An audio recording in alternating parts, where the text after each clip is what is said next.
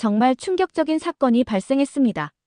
최근 일본의 한 대학에서 한글과 관련된 극비 연구 자료가 발견되면서 일본 학계가 발칵 뒤집혔다고 합니다. 특히 이 비밀 프로젝트에 일본 정부가 직접 관여했다는 증거가 드러나 많은 시민들이 분노하고 있습니다. 이에 분노한 일본 학회 측에서는 이는 단순한 학문적 은폐가 아닌 역사적 진실의 왜곡이라는 강력한 성명을 발표했습니다. 도대체 무슨 일이 벌어진 것일까요? 바로 들어보시죠. 그 전에 구독과 좋아요 한 번씩만 부탁드릴게요. 안녕하세요. 제 이름은 타카하시 유키입니다. 22살이고 도쿄대학교 언어정보학과 4학년이죠. 도쿄 태생인 저는 꽤 명망 있는 가문에서 태어났습니다. 할아버지는 국립언어연구소 소장을 지내셨고 아버지는 일본 외무성의 고위 관료님이시니까요. 어릴 때부터 저는 일본의 우수성, 특히 일본어의 아름다움과 정교함에 대해 배우며 자랐습니다. 이건 단순한 애국심이 아니라 객관적 사실이라고 믿었어요. 일본어는 세계에서 가장 정교하고 과학적인 체계를 갖춘 문자라는 확신이 있었죠. 대학에 들어와서도 이런 생각은 변함없었습니다. 언어정보학을 전공하면서 다양한 언어를 접하게 됐지만 그럴수록 일본어의 독특한 구조와 표현력에 감탄하곤 했어요. 물론 영어도 열심히 공부했습니다. 글로벌 시대에 필수적인 도구니까요. 하지만 내심 일본어야말로 가장 효율적인 언어라고 여겼습니다. 다양한 경어, 체계와 미묘한 뉘앙스를 표현할 수 있는 풍부한 어휘력, 그리고 한자와 가나를 혼용하는 독특한 표기 방식이 매력적이라고 생각했죠. 동아시아의 다른 언어들, 솔직히 깊이 연구한 적은 없었습니다. 한자 문화권이니 대체로 비슷하겠거니 하는 막연한 생각뿐이었죠. 특히 한글에 대해서는 일본어의 영향을 받아 만들어진 단순화된 문자 정도로만 알고 있었어요. 그렇게 중요한 연구 대상은 아니라고 여겼달까요? 그날은 평범한 화요일이었습니다. 도쿄대 연구소에서 졸업 논문을 위한 자료를 찾고 있었죠. 인공지능 시대의 언어 최적화라는 주제로 논문을 쓰려고 했으니까요. 연구실 한쪽 구석에 쌓여있던 자료들 중 디지털 언어 최적화 연구라는 제목의 오래된 보고서 파일을 발견했어요. 어쩌면 제 논문에 도움이 될지도 모른다는 생각에 펼쳐보았습니다. 보고서를 읽기 시작하자마자 흥미로운 내용들이 눈에 들어왔어요. 디지털 환경에서 각 문자 체계의 효율성을 비교하는 연구였습니다. 그런데 갑자기 눈앞이 어지러워졌습니다. 일본어보다 한글이 디지털 환경에서 훨씬 더 효율적이다. 입력 속도, 메모리 사용량, 인식률 등 모든 지표에서 한글이 우위를 보인다. 이게 무슨 말도 안 되는 결론인지 처음에는 잘못 읽었나 싶어 다시 확인했지만 내용은 명확했습니다. 더 충격적인 것은 이 보고서가 일본 정부 지원으로 진행된 연구라는 점이었죠. 그런데 왜 이런 연구 결과를 들어본 적이 없을까요? 마지막 페이지에서 그 이유를 알게 되었어요. 본 연구 결과는 국가 이익을 고려하여 비공개로 관리함. 설마 일본어보다 뛰어난 문자가 있을 리 없어. 저도 모르게 큰 소리로 말했습니다. 주변의 시선이 느껴져 급히 보고서를 덮었죠. 하지만 머릿속에서는 이미 의문이 꼬리에 꼬리를 물고 있었어요. 정말 한글이 일본어보다 효율적일까? 그렇다면 왜 정부는 이 사실을 숨기려 했을까? 이 의문은 제 머릿속을 떠나지 않았고 그날부터 저는 새로운 탐구의 길로 접어들게 되었습니다. 연구실에서 나온 후 머릿속은 온통 그 보고서의 내용으로 가득했습니다. 한글이 일본어보다 디지털 환경에서 효율적이라니 도저히 믿기지 않았어요. 이 사실을 직접 확인해 보기로 결심했습니다. 주관적인 판단이 아닌 객관적인 데이터로 진실을 파악하고 싶었거든요. 다음 날 연구실 컴퓨터로 간단한 실험을 설계했습니다. 디지털 입력 속도, 음성 인식률, 정보 손실률 등을 측정하는 테스트를 준비했죠. 일본어와 한글 모두 비슷한 길이의 문장을 선택했고 동일한 조건에서 테스트를 진행했습니다. 운 좋게도 우리 학과에는 한국인 유학생 김민수 씨가 있어서 도움을 청할 수 있었어요. 김 씨, 혹시 간단한 실험에 참여해 줄 수 있을까? 부끄러운 마음으로 부탁드렸습니다. 사실 평소에는 그다지 친하게 지내지 않았거든요. 그저 같은 과 학생이라는 정도의 관계였죠. 물론이죠. 어떤 실험인가요? 김민수 씨는 생각보다 흔쾌히 승낙해 주었습니다. 그에게 실험의 목적을 간략히 설명했어요. 신기하게도 김민수 씨는 전혀 놀라지 않는 듯 했습니다. 오히려 재미있겠네요 라며 웃어 보였죠. 실험은 3시간 동안 진행되었습니다. 저는 일본어로, 김민수 씨는 한글로 같은 내용의 문장을 입력하고 음성인식 테스트도 진행했어요. 결과는 충격적이었습니다. 한글 입력이 일본어보다 2배에서 3배 정도 빨랐어요. 음성 인식률에서도 한글이 월등히 앞섰고 데이터 손실률도 훨씬 낮았습니다. 이건 말이 안 돼. 어떻게 일본어보다 뛰어날 수 있지? 저도 모르게 중얼거렸어요. 김민수 씨가 미소를 지으며 말했죠. 유키 씨, 한글은 처음부터 과학적으로 설계된 문자예요. 자음과 모음이 논리적으로 구성되어 있고 발음 기관에 따라 체계적으로 만들어졌거든요. 김민수 씨의 설명을 들으면서 처음으로 한글에 대한 진지한 관심이 생겼습니다. 이 실험 결과가 궁금해서 도서관에서 관련 연구 자료를 더 찾아보았죠. 하지만 일본 내에서는 한글의 우수성을 다룬 논문이 거의 없었어요. 오히려 일본어의 우수성을 강조하는 연구만 가득했습니다. 의아함을 느낀 저는 국제학술 데이터베이스에서 검색을 시도했어요. 놀랍게도 해외에서는 한글의 디지털 효율성에 관한 연구가 꽤 있었습니다. 특히 미국과 유럽의 컴퓨터 언어학 분야에서는 한글을 디지털 시대에 가장 적합한 문자 체계 중 하나로 평가하고 있었어요. 이런 사실을 알게 되자 더욱 혼란스러워졌습니다. 왜 일본에서는 이런 연구가 거의 이루어지지 않은 걸까요? 마치 의도적으로 피하고 있는 듯한 느낌이 들었습니다. 그러다 문득 할아버지가 생각났어요. 국립언어연구소 소장을 지내셨던 할아버지라면 뭔가 알고 계실지도 모른다는 생각이 들었습니다. 주말에 할아버지 댁을 방문했습니다.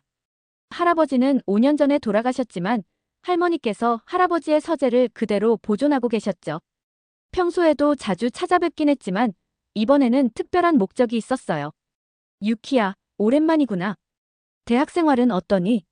할머니께서 반갑게 맞아주셨습니다. 잘 지내고 있어요, 할머니. 혹시 할아버지의 연구 자료들을 좀 볼 수 있을까요? 졸업 논문에 도움이 될 것 같아서요. 할머니는 미소를 지으시며 고개를 끄덕이셨습니다. 그래, 할아버지도 내가 그 자료들을 볼 날이 올 거라고 말씀하셨단다. 서재는 늘 그대로 있으니 필요한 걸 찾아보렴. 할아버지의 서재는 언제나 그랬듯이 책과 자료들로 가득했습니다. 벽면을 가득 채운 책장, 가운데 놓인 오래된 원목 책상, 그리고 언제나 할아버지가 앉으시던 가죽 안락 의자까지. 이곳에서 할아버지는 수많은 연구를 진행하셨고 일본 언어학계에 큰 족적을 남기셨죠. 서재 한쪽 구석에 있는 철제 캐비닛에 가장 중요한 자료들이 보관되어 있다는 걸 알고 있었습니다. 캐비닛 앞에 서자 갑자기 가슴이 뛰기 시작했어요. 마치 금지된 영역에 발을 들이는 것 같은 느낌이었죠. 깊게 숨을 들이마시고 서랍을 열었습니다. 여러 파일과 문서들 사이에서 일본 정부 특별 연구 프로젝트 마이너스 디지털 시대 문자체계 효율성 연구라는 제목의 폴더를 발견했어요. 손이 떨렸습니다. 직감적으로 이것이 제가 찾던 자료라는 느낌이 들었거든요. 폴더를 펼치자 1980년대 말에 진행된 비밀 프로젝트에 관한 문서들이 나왔습니다. 할아버지께서 책임 연구원으로 참여하셨더군요.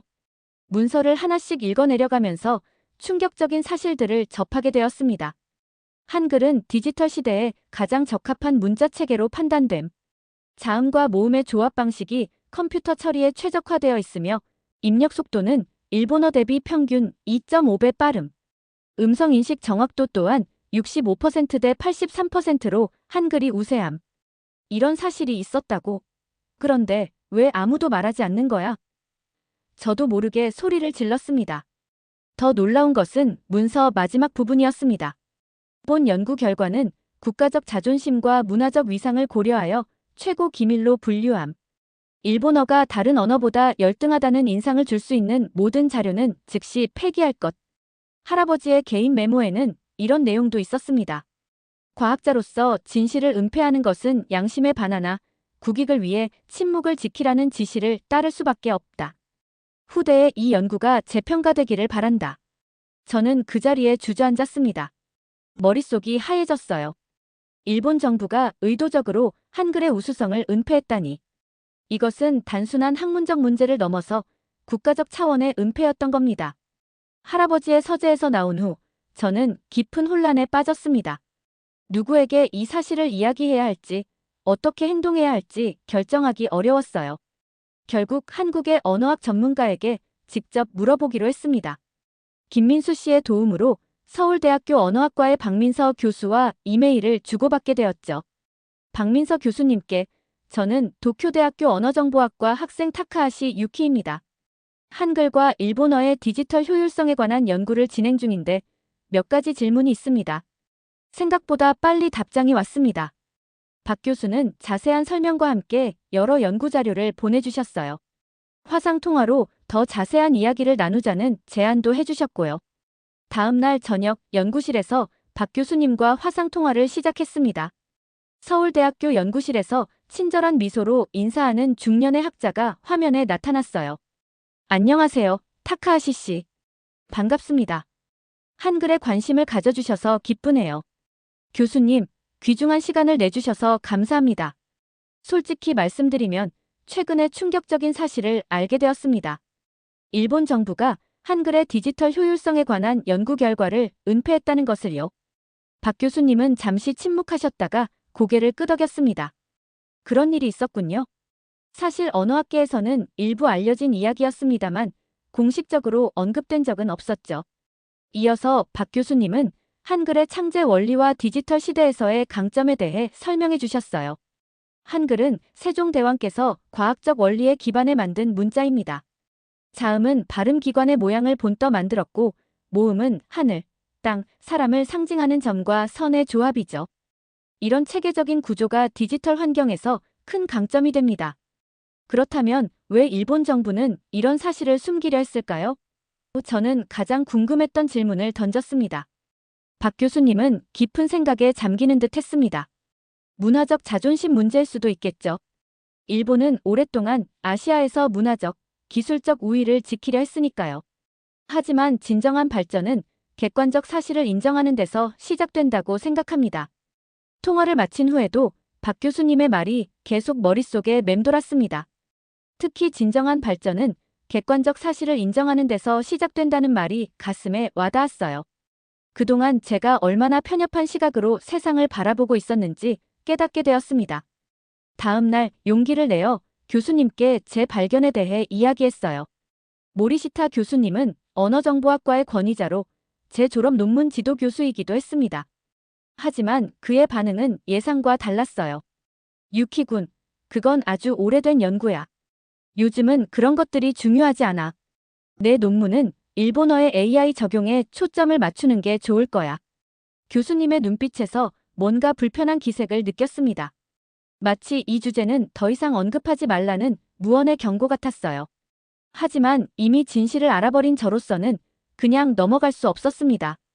이것은 단순한 학문적 호기심을 넘어 진실과 정의의 문제였으니까요. 교수님과의 대화 이후 저는 더욱 적극적으로 연구를 진행하기로 했습니다. 연구실에서 혼자 밤늦게까지 남아 한글과 일본어의 디지털 효율성을 비교하는 실험을 계속했어요. 김민수 씨와도 더 자주 만나 한글에 대해 많은 것을 배웠습니다. 유키 씨, 한글은 단순히 문자가 아니라 과학적 체계예요.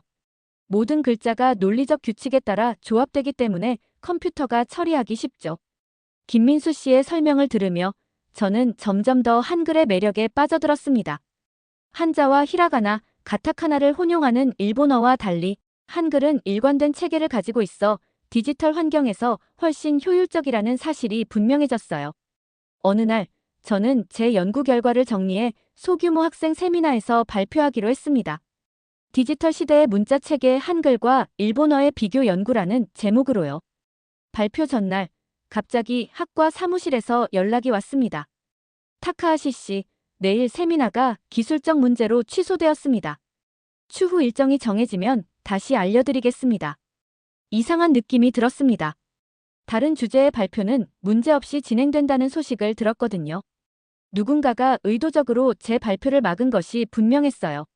하지만 이제 와서 물러설 수는 없었습니다. 다음 날 연구실로 향하는 길에 모리시타 교수님을 마주쳤습니다. 교수님의 표정이 심상치 않았어요.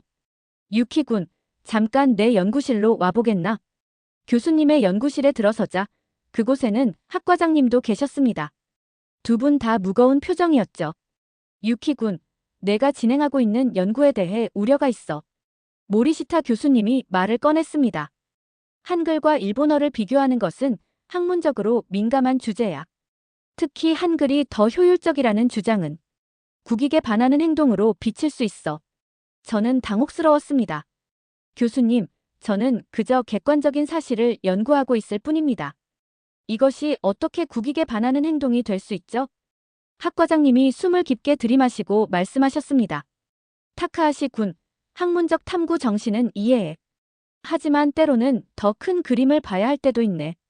이런 연구가 계속되면 내 장래에도 문제가 될 수 있어. 놀랍게도 이건 협박이나 다름없었습니다. 학계에서의 경력을 염려하라는 경고였죠. 그날 밤, 저는 아버지에게 전화를 걸었습니다. 외무성에서 일하시는 아버지라면 뭔가 조언을 해주실 수 있을 거라고 생각했거든요. 아버지, 제가 지금 연구하고 있는 주제 때문에 학과에서 압력을 받고 있어요. 전화기 너머로 긴 침묵이 이어졌습니다. 그리고 아버지의 목소리가 들려왔어요. 유키야, 그 연구는 당장 중단하는 게 좋겠다. 일본어보다 뛰어난 문자가 있다는 걸 인정하면 일본 문화 전체를 부정하는 것이 될 수 있어. 아버지마저도. 저는 깊은 실망감에 빠졌습니다. 하지만 동시에 더욱 확고한 결심이 섰어요. 아버지, 저는 계속 연구할 겁니다. 이건 단순한 언어의 문제가 아니라 진실을 찾는 일이에요. 전화를 끊고 창밖을 바라보았습니다. 도쿄의 밤하늘은 언제나처럼 빌딩들의 불빛으로 가득했지만 제 마음은 어느 때보다 어두웠어요. 하지만 이 어둠 속에서도 한 가지 분명한 것이 있었습니다. 저는 진실을 찾아가는 여정을 멈추지 않을 것이라는 결심이었죠. 압력과 경고에도 불구하고 저는 연구를 포기하지 않았습니다. 오히려 더 조용히, 더 체계적으로 접근하기 시작했어요. 대학 내에서는 더 이상 공개적으로 이 주제를 언급하지 않았지만 온라인상에서 한국과 해외의 연구자들과 소통하기 시작했습니다. 어느 날 밤, 김민수 씨가 흥미로운 제안을 했어요.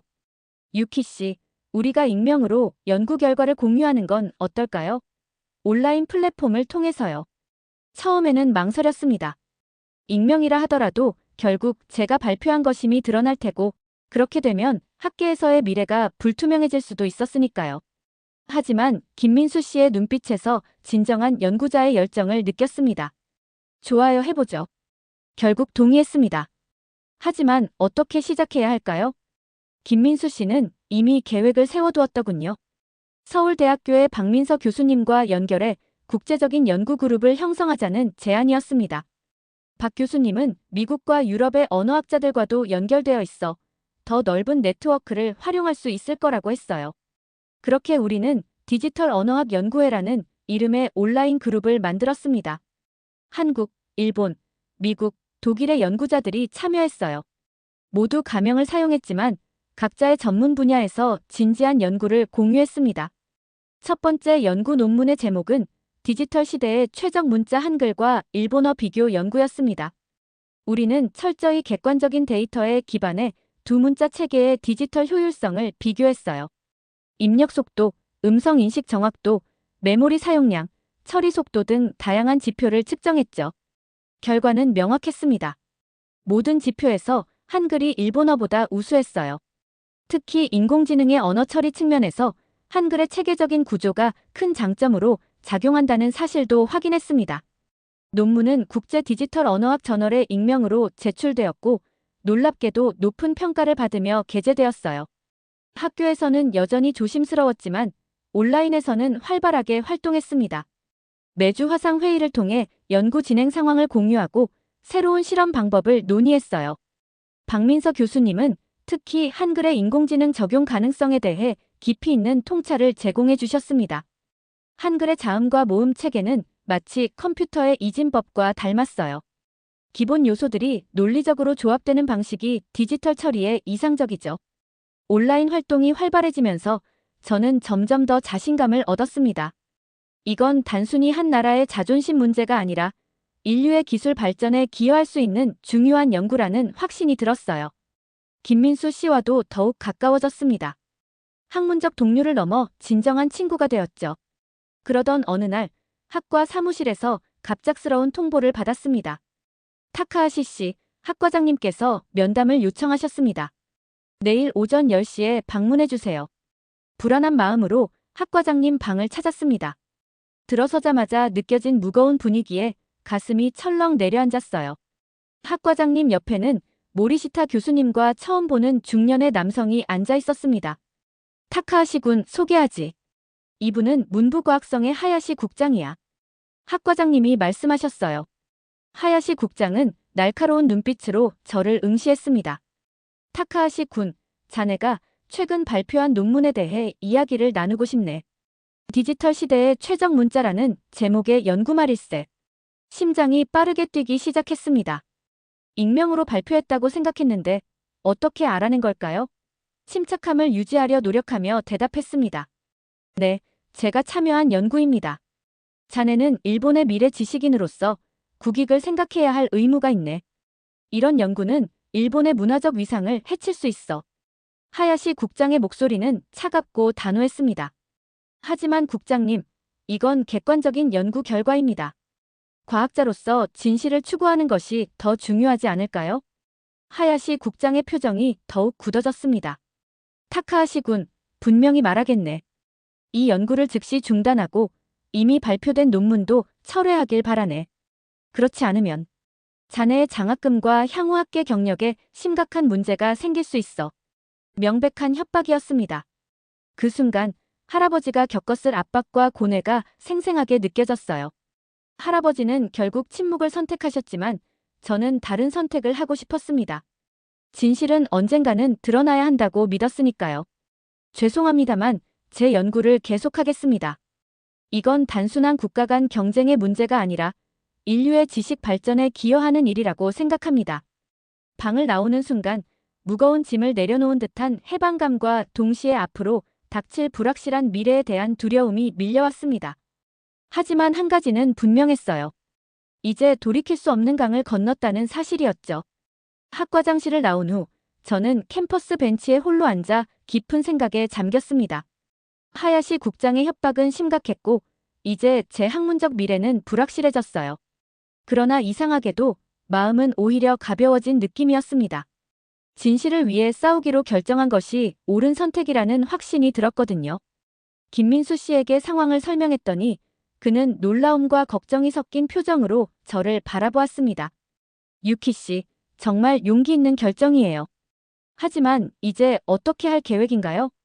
그 질문에 저도 잠시 생각에 잠겼습니다. 그리고 문득 아이디어가 떠올랐어요. 우리의 연구를 더 넓은 범위로 확장해보는 건 어떨까요? 단순히 한글과 일본어의 비교를 넘어서 인공지능과 자연어 처리에서 한글의 활용 가능성에 대한 심층 연구를 진행하는 거예요. 김민수 씨의 눈이 반짝였습니다. 그거 정말 좋은 생각이에요. 실제로 한국에서는 이미 한글의 구조적 특성을 활용한 AI 시스템이 개발되고 있거든요. 제가 서울대 연구팀과 연결해 드릴게요. 그렇게 우리는 더 큰 그림을 그리기 시작했습니다. 박민서 교수님을 중심으로 한 서울대 연구팀, 미국 스탠포드 대학의 언어 AI 연구자들, 그리고 우리 같은 팀이 모여 대규모 공동 연구를 계획했어요. 프로젝트명은 디지털 언어 혁신 한글 기반 AI 시스템 개발이었습니다. 연구는 비밀리에 진행되었지만 예상보다 빠르게 결과가 나타났어요. 한글의 체계적인 구조는 기계 학습에 이상적이었고 특히 음성 인식과 자연어 처리 분야에서 놀라운 성능을 보였습니다. 우리는 이 결과를 바탕으로 두 번째 논문을 준비했어요. 한글 기반 언어 AI의 혁신적 가능성이라는 제목으로요. 이 논문은 더 큰 반향을 일으켰습니다. 특히 글로벌 IT 기업들이 관심을 보이기 시작했어요.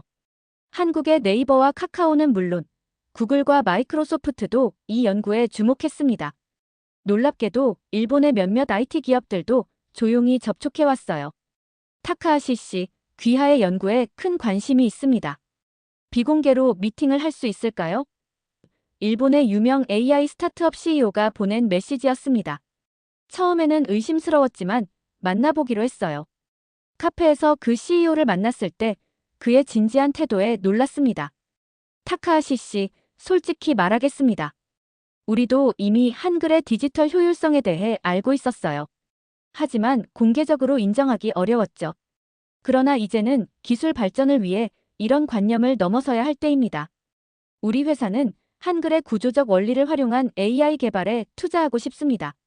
그 말을 듣는 순간 제 마음속에 뭔가가 확 트이는 느낌이 들었습니다. 드디어 변화의 물결이 시작된 것 같았어요. 그 CEO의 제안을 바로 수락하지는 않았지만 대화를 계속하기로 했습니다. 박민서 교수님께 이 상황을 알렸더니 그는 깊은 통찰력으로 조언해 주셨어요. 유키 씨, 이것이 바로 진실의 힘입니다. 아무리 억누르려 해도 가치 있는 것은 결국 인정받게 되어 있어요. 이제 우리는 국가 간 경쟁이 아닌 인류의 발전을 위해 협력해야 합니다. 그 말씀에 크게 공감했습니다. 이제 제 연구의 목표는 더 분명해졌어요. 단순히 한글의 우수성을 증명하는 것이 아니라 그 원리를 활용해 더 나은 디지털 세상을 만드는 것이었습니다. 이런 생각으로 저는 연구에 더욱 박차를 가했어요. 그리고 놀라운 일이 벌어졌습니다. 우리의 연구 결과가 조금씩 일본 내에서도 관심을 받기 시작한 거예요. 처음에는 몇몇 기술 블로그에서 시작했지만 점차 주요 IT 매체들도 이 주제를 다루기 시작했습니다. 일본 AI 발전의 새로운 가능성, 한글의 구조적 원리를 배우다 같은 제목의 기사들이 나오기 시작했어요. 변화의 조짐이 보이기 시작했습니다. 처음으로 희망이 보였어요. 연구 결과가 점점 더 주목받기 시작하면서 저는 예상치 못한 곳에서 지지를 받게 되었습니다. 도쿄대학의 몇몇 진보적인 교수들이 저의 연구에 관심을 보이기 시작했고 학생들 사이에서도 이 주제에 대한 토론이 활발해졌어요. 특히 컴퓨터 과학과와 언어학과 학생들은 한글의 디지털 효율성에 대해 진지하게 공부하기 시작했습니다. 하지만 가장 놀라운 변화는 가족 내에서 일어났어요. 어느 날 저녁 아버지께서 갑자기 집으로 찾아오셨습니다. 평소 바쁘셔서 잘 오지 않으시는 분이었기에 무슨 일인지 몰라 긴장했어요. 유키야, 앉아볼까? 아버지께서 평소보다 부드러운 목소리로 말씀하셨습니다. 내 연구에 대해 다시 생각해봤다. 처음에는 반대했지만 그건 내 편견 때문이었어. 놀라움에 말을 잇지 못했습니다. 아버지께서 계속 말씀하셨어요. 사실 외무성 내에서도 변화의 움직임이 있단다. 디지털 외교와 국제협력에서 언어기술의 중요성이 대두되고 있거든. 내 연구가 실제로 우리나라에 도움이 될 수도 있겠다는 생각이 들었어. 아버지의 변화된 시각에 진심으로 감사했습니다. 오랜 시간 대화를 나누면서 우리는 서로를 더 깊이 이해하게 되었어요. 아버지도 결국은 국익을 위한다는 명목으로 진실을 외면하는 것이 오히려 장기적으로 국가 발전에 해가 될 수 있다는 점을 인정하셨습니다. 연구는 계속되었고 세 번째 논문 한글 일본어 하이브리드 AI 시스템의 가능성을 발표하게 되었습니다. 이 논문에서는 한글의 구조적 원리를 일본어 처리에 적용할 수 있는 방법을 제시했어요. 두 문자 체계의 장점을 결합함으로써 더 효율적인 디지털 언어 시스템을 만들 수 있다는 내용이었죠. 놀랍게도 이 논문은 일본 내에서 큰 호응을 얻었습니다. 특히 일본 IT 업계에서 적극적인 관심을 보였어요. 소프트뱅크와 라쿠텐 같은 대기업들도 이 연구에 투자하겠다는 의사를 밝혔습니다. 한때 금기시되던 주제가 이제는 일본의 디지털 혁신을 위한 중요한 연구 분야로 인정받기 시작한 것이었죠. 그러던 어느 날 대학 총장실에서 갑작스러운 연락이 왔습니다. 타카하시 씨, 내일 오후 3시에 총장님을 뵙도록 해주세요. 무슨 일인지 몰라 걱정되었지만 약속된 시간에 총장실을 찾았습니다. 그곳에는 총장님과 함께 문부 과학성의 고위 관료들이 모여 있었어요. 그리고 놀랍게도 하야시 국장도 있었습니다. 타카하시 군, 총장님이 말씀하셨어요. 자네의 연구가 최근 큰 주목을 받고 있다는 것을 알고 있네. 처음에는 우려의 목소리가 있었지만 이제는 그 가치를 인정해야 할 때가 왔다고 생각해. 하야시 국장이 앞으로 나섰습니다. 이전의 적대적인 태도는 사라지고 비즈니스적인 표정으로 말했어요. 타카하시 군, 문부과학성에서는 디지털 언어 혁신 프로젝트를 시작하기로 결정했네. 자네와 자네의 연구팀이 중심이 되어주었으면 하네. 순간 귀를 의심했습니다. 불과 몇 달 전만 해도 제 연구를 중단하라고 압박하던 사람들이 이제는 그것을 공식 프로젝트로 인정하겠다니요. 세상이 변하고 있었습니다. 이 프로젝트는 한국과 일본의 공동 연구로 진행될 예정이야. 두 나라의 문자 체계를 함께 연구하여 디지털 시대에 최적화된 언어 처리 시스템을 개발하는 것이 목표지. 총장님의 설명이 이어졌습니다. 이 제안을 받아들이기로 했습니다. 이것은 단순히 개인적인 성취가 아니라 진실이 마침내 인정받는 순간이었으니까요. 할아버지께서 30년 전에 시작하셨던 연구가 이제야 빛을 보게 된 것이었습니다. 프로젝트가 공식 발표되던 날, 기자회견장에는 많은 언론인들이 모였습니다. 저는 한국 측 연구진을 대표해 참석한 박민서 교수님과 함께 단상에 섰어요. 그리고 마이크 앞에서 제 생각을 솔직하게 말했습니다. 이 연구는 어느 한 나라의 우월함을 증명하기 위한 것이 아닙니다. 우리의 목표는 서로 다른 문화와 언어의 장점을 조합하여 더 나은 미래를 만드는 것입니다. 한글은 단순한 문자가 아니라 디지털 혁신과 AI 시대에서 가장 강력한 도구 중 하나입니다. 우리는 이제 국가 간 경쟁을 넘어 인류의 발전을 위해 협력해야 할 때입니다. 기자회견이 끝난 후 박민서 교수님이 저에게 다가와 따뜻한 미소로 말씀하셨어요. 유키 씨, 당신의 용기가 이런 변화를 만들어냈습니다. 진실을 추구하는 과학자의 정신이 얼마나 중요한지 보여주셨어요. 그날 밤, 집으로 돌아오는 길에 문득 하늘을 올려다보았습니다. 맑은 밤하늘에 별들이 반짝이고 있었어요. 할아버지께서도 어딘가에서 저를 지켜보고 계시리라 생각하니 가슴이 뭉클해졌습니다. 지금까지의 여정이 쉽지는 않았지만 결국 진실은 승리했습니다. 이제 저는 그 어느 때보다 확신합니다. 일본어가 세계에서 가장 우수한 언어다라는 편협한 생각에서 벗어나 모든 언어와 문화에는 저마다의 가치가 있다는 것을. 그리고 진정한 발전은 서로의 장점을 인정하고 배우는 데서 시작된다는 것을요. 이제는 인정해야 해. 한글은 단순한 문자가 아니라 미래를 위한 도구야. 이 말은 더 이상 제 마음속 속삭임이 아니라 많은 사람들이 공감하는 현실이 되었습니다. 그리고 저는 이 새로운 현실을 만들어가는 과정에 참여할 수 있어 진심으로 행복합니다. 지금까지의 사연 어떻게 들으셨나요? 재밌게 들으셨다면 댓글로 남겨주세요. 추첨을 통해 커피 쿠폰을 보내드립니다. 다음에 더 재밌는 사연으로 돌아오겠습니다. 감사합니다.